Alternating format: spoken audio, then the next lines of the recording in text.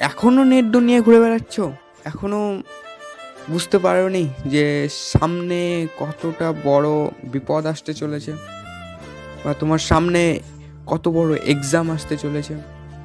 যখন আমার ভিডিওতে ক্লিক করেছই তখন সোশ্যাল মিডিয়াতে তো আছো, এটুকু বোঝা গেল।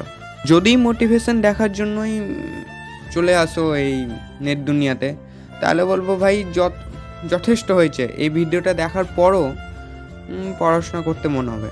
এই ভিডিওটা দেখার পরেও বন্ধ করলে পড়াশোনা হবে। এতক্ষণ যদি মোটিভেশন দেখেই থাকো তাহলে তো এনাফ। আর যদি এখন পর্যন্ত সেই সোশ্যাল মিডিয়াটাকে না ছাড়তে পারো, তাহলে কিন্তু বড় বিপদ আসতে চলেছে সামনে। এখন নিজের ওপর বিশ্বাস করে চুপচাপ শুধু পড়াশোনা করে যাও, চুপচাপ। কাউকে বলার দরকার নেই তুমি কতটা পড়ছো না পড়ছো। জাস্ট নিজের ওপর বিলিভ রাখো যে তুমি এক্সাম ক্লিয়ার করতে পারবে, শান্তিপূর্ণভাবে এক্সাম ক্লিয়ার করতে পারবে। এতটা নিজের উপর বিশ্বাস রাখো। বিভিন্ন ধরনের কোশ্চেন প্র্যাকটিস করো, রিভিশন করো। একটা টাইমে গিয়ে দেখবে যে পরীক্ষার হলে যেগুলো কোশ্চেন পড়েছে তোমার সব জানা, তুমি সব ধরনের অ্যান্সার পাচ্ছ। সেই টাইমটাতে তোমার লিখতে কতটা মজা আসবে তখন বুঝতে পারবে। আর এখন হার্ড ওয়ার্কের সাথে স্মার্ট ওয়ার্ক করো। দেখো কোনগুলো বিষয় বেশি ইম্পর্টেন্ট, সেগুলো নিয়ে জোর দাও। সবগুলো পড়ার এখন আর দরকার নেই, যেহেতু পরীক্ষা কাছিয়ে এসেছে, পরীক্ষা বেশ কিছুদিন পরই।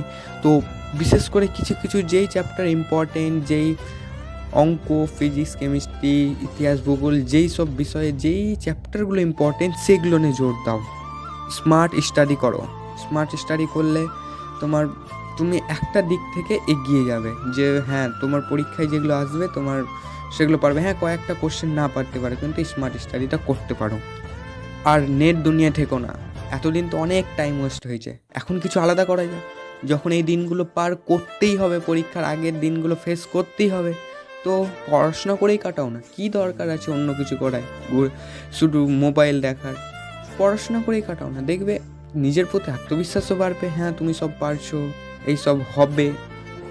তাহলে এখন মোবাইল বন্ধ করে শুধু পড়াশোনার বিষয়গুলো, পড়াশোনায় জোর দাও।